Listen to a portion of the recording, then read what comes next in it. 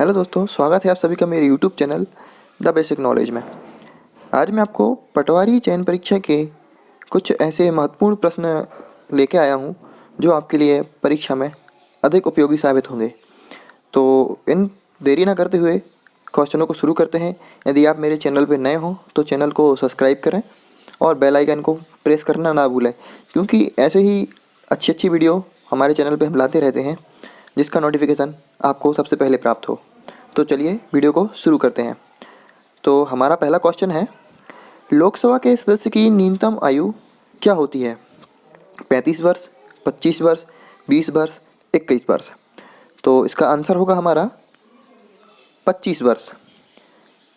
लोकसभा के सदस्य की न्यूनतम आयु 25 वर्ष होती है, जबकि राज्यसभा के सदस्य की न्यूनतम आयु 30 वर्ष होती है। संविधान के अनुसार राज्यसभा को उच्च सदन जबकि लोकसभा को निम्न सदन कहा जाता है। इसमें हमारे 3 और अलग क्वेश्चन निकल के आते हैं, जैसे कि लोकसभा के सदस्य की न्यूनतम आयु 25 वर्ष होती है, जबकि राज्यसभा के सदस्य की न्यूनतम आयु 30 वर्ष होती है। और संविधान के अनुसार राज्यसभा को उच्च सदन बल्कि लोकसभा को निम्न सदन कहा जाता है। तो आइए प्रश्न क्रमांक दूसरा देखते हैं। राज्यसभा के पदेन सभापति कौन होते हैं? राष्ट्रपति, लोकसभा के स्पीकर, उपराष्ट्रपति या प्रधानमंत्री? इसका आंसर है उपराष्ट्रपति। राज्यसभा उच्च सदन है जो कभी भंग नहीं होती। राज्यसभा के सदस्यों का कार्यकाल 6 वर्ष का होता है। राज्यसभा का सभापति उपराष्ट्रपति होता है। इसमें भी 2 क्वेश्चन निकल के आते हैं, जैसे कि राज्यसभा उच्च सदन है जो कभी भंग नहीं होती और राज्यसभा के सदस्यों का कार्यकाल 6 वर्ष का होता है और राज्यसभा का सभापति उपराष्ट्रपति कहलाता है। तीसरा क्वेश्चन, भारतीय राष्ट्रीय कांग्रेस के प्रथम अध्यक्ष कौन थे? Mahatma Gandhi, A.O. Hume, W.C. Banerjee, doctor Rajendra Prasad? तो इसका आंसर है W.C. बनर्जी। भारतीय राष्ट्रीय कांग्रेस की स्थापना 1885 में A.O. ह्यूम के द्वारा की गई थी। किसके द्वारा? 1885 में A. ह्यूम के द्वारा की गई थी। इसके पहले अधिवेशन के अध्यक्ष व्योमेश चंद्र बनर्जी थे। इसके पहले अधिवेशन के अध्यक्ष कौन थे? व्योमेश चंद्र बनर्जी थे। जबकि पहली महिला अध्यक्ष कौन थी? Annie Besant. तो इसी क्वेश्चन को लेके हमारे 3 क्वेश्चन और तो रेडी हो गए। तो चलते हैं नेक्स्ट क्वेश्चन। बिठूर किस स्वतंत्रता संग्राम सेनानी के लिए प्रसिद्ध है? रानी लक्ष्मीबाई, भगत सिंह, तात्या टोपे, नाना साहेब पेशवा? तो इसका आंसर होता है नाना साहेब पेशवा। मराठा पेशवा नाना साहेब की अंग्रेजों ने पेंशन व भत्ते बंद कर दिए, जिसके खिलाफ नाना साहेब ने प्रचंड रूप से राष्ट्रीय विद्रोह में भाग लिया। इसके बाद अंग्रेजों ने नाना साहेब को महाराष्ट्र से निर्वासित होकर उत्तर प्रदेश के बिठूर नामक स्थान पर भेजा। हमारा क्वेश्चन था बिठूर किस स्वतंत्रता संग्राम के लिए प्रसिद्ध है? तो नाना साहेब पेशवा के लिए, क्योंकि अंग्रेजों ने नाना साहब को महाराष्ट्र से निर्वासित होकर उत्तर प्रदेश के बिठूर नामक स्थान पर भेज दिया गया था। नेक्स्ट क्वेश्चन, तात्या टोपे को कहाँ फांसी दी गई थी? इजी क्वेश्चन है। तात्या टोपे को सभी को पता है कि तात्या टोपे को शिवपुरी में फांसी दी गई थी। इसकी डिटेल जानते हैं। तो तात्या टोपे का जन्म कब हुआ था? 1814 में अहमदाबाद जिले में हुआ था। इनका वास्तविक नाम क्या था? रामचंद्र पांडुरंग। इनका जन्म 1814 में, इनका वास्तविक नाम रामचंद्र पांडुरंग था। इन्होंने 1857 की क्रांति में भाग लिया था। इसमें भाग लिया था 1857 की क्रांति में। और तात्या टोपे को 18 अप्रैल 1859 में शिवपुरी में फांसी दी गई थी। अगले क्वेश्चन की बात करें तो जलियांवाला बाग हत्याकांड कब हुआ? जलियांवाला बाग हत्याकांड जो है 1919 में हुआ था। रॉयल एक्ट के विरोध के कारण भारत के अनेक क्षेत्र में कर्फ्यू लगा हुआ था। इसी बीच अमृतसर में 13 अप्रैल 1919 को जलियांवाला बाग हत्याकांड हुआ, जिसमें जनरल ओ डायर ने बाग के चारों ओर से घेर लिया तथा अंधाधुंध फायरिंग की, जिसमें लगभग 1929 व्यक्ति मारे गए। किसमें? रॉयल एक्ट के विरोध के कारण भारत में अनेक क्षेत्र में कर्फ्यू लगे। इसी बीच अमृतसर में 13 अप्रैल 1919 कहाँ? अमृतसर में 13 अप्रैल 1919 को जलियांवाला बाग हत्याकांड हुआ। इसमें कौन था? General O Dyer. कौन थे? General O Dyer. जिसमें कितने व्यक्तियों की मृत्यु हुई थी, लगभग 1929 व्यक्ति जो हैं मारे गए थे। अगला क्वेश्चन, फ्रंटियर गांधी के नाम से कौन प्रसिद्ध था? फ्रंटियर गांधी के नाम से कौन प्रसिद्ध था? तो इसका आंसर है खान अब्दुल गफ्फार खान। खान अब्दुल गफ्फार खान को सीमांत गांधी या फ्रंटियर गांधी के नाम से भी जाना जाता है। नेक्स्ट क्वेश्चन, संविधान की प्रस्तावना में समाजवादी एवं पंथ निरपेक्ष जैसे नए शब्द किस संविधान संशोधन में जोड़े गए? समाजवादी एवं पंथ निरपेक्ष शब्द किस संविधान संशोधन में जोड़े गए? तो इसका आंसर आता है हमारा 42वें संविधान संशोधन में। 42वां संविधान संशोधन 1976 द्वारा संविधान की प्रस्तावना संशोधित कर समाजवादी, धर्मनिरपेक्ष एवं एकता व अखंडता शब्द जोड़े गए। कौन कौन से? समाजवादी, धर्मनिरपेक्ष एवं एकता व अखंडता शब्द जोड़े गए। संविधान विद्वान द्वारा 42वें संविधान संशोधन को लघु संविधान भी कहा जाता है। क्या कहा जाता है इसका? लघु संविधान भी कहा जाता है। नेक्स्ट क्वेश्चन की बात करें, गांधी जी का दांडी सत्याग्रह किस कानून के विरुद्ध था? गांधी जी का जो दांडी सत्याग्रह था वह नमक कानून के विरुद्ध हुआ था।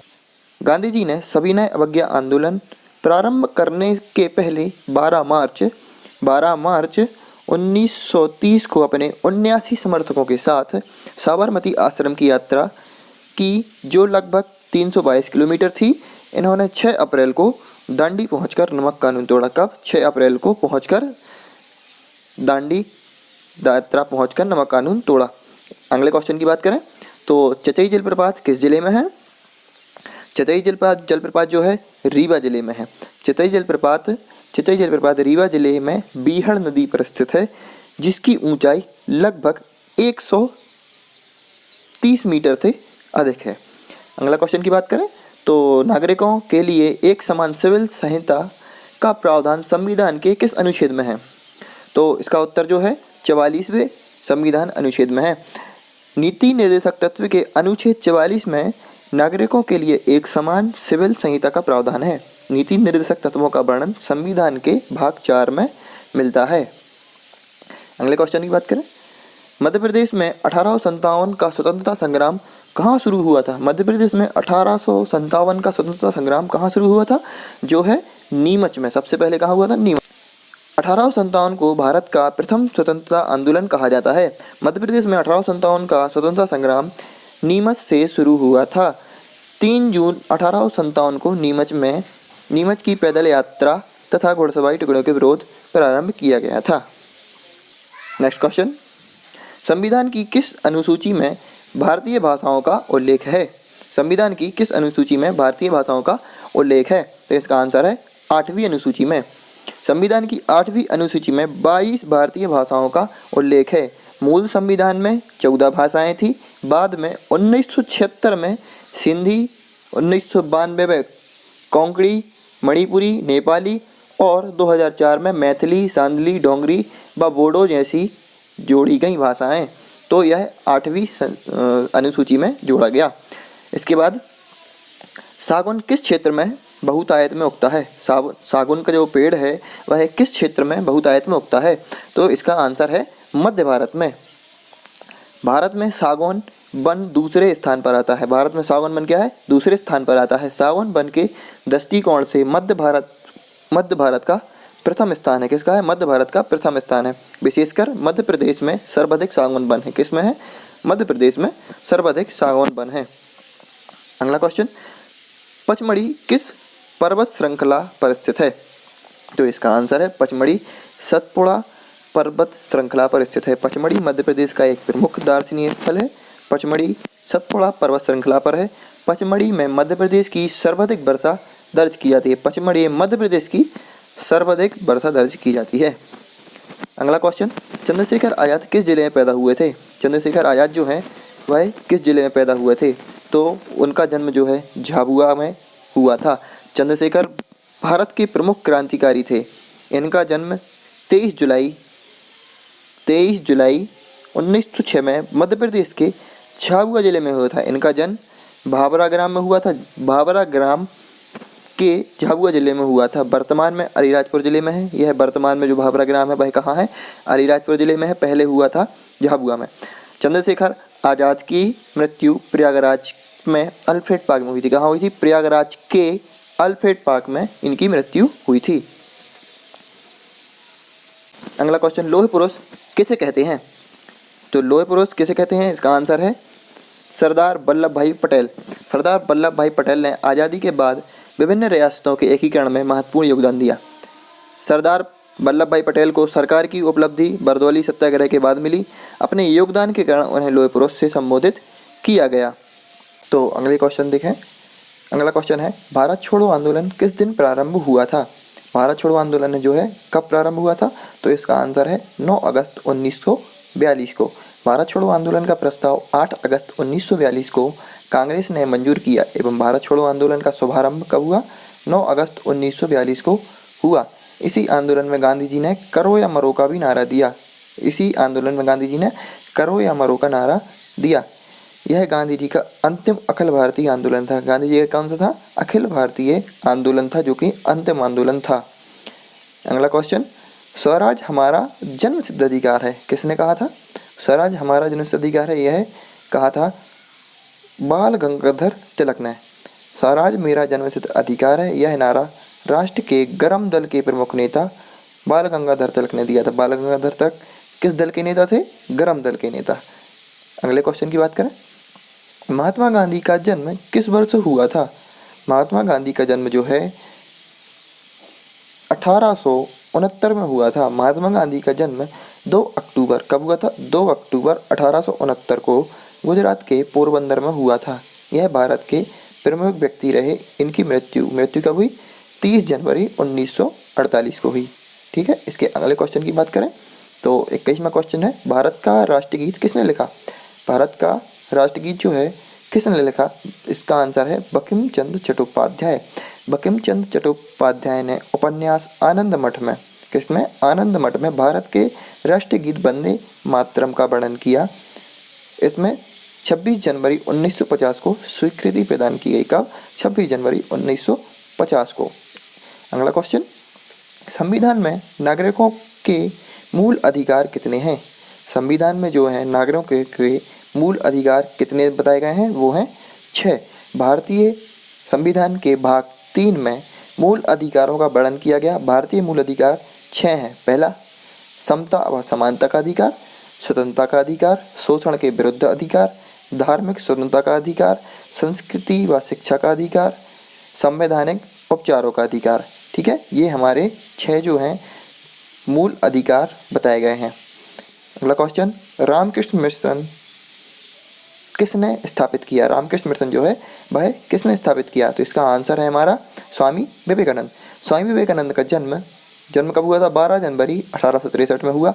इन्होंने 1993 में प्रथम विश्व धर्म सम्मेलन शिकागो, जहाँ क्या है प्रथम विश्व सम्मेलन कहाँ हुआ था? शिकागो में भाग लिया। इन्होंने 1897 में रामकृष्ण मिशन की स्थापना वेल्लूर में की। कहाँ की? वेल्लूर में की। इनके गुरु का नाम क्या है? गुरु का नाम क्या है? रामकृष्ण परमहंस। देखिए दोस्तों, आपके लिए एक क्वेश्चन के अंदर भी कम से कम 2 या 3 या ज़्यादा, इससे ज़्यादा 4 या 5 क्वेश्चन भी हर एक क्वेश्चन के अंदर बन रहे हैं। तो आप समझ ही सकते हैं वीडियो में कितना ज़्यादा डिटेल भरी ये वीडियो है। लगभग 25 क्वेश्चन की ये वीडियो है, लेकिन 25 में कम से कम 3 क्वेश्चन निकल के आ रहे हैं, जिससे हमारे 50 के ऊपर ही क्वेश्चन तैयार हो रहे हैं।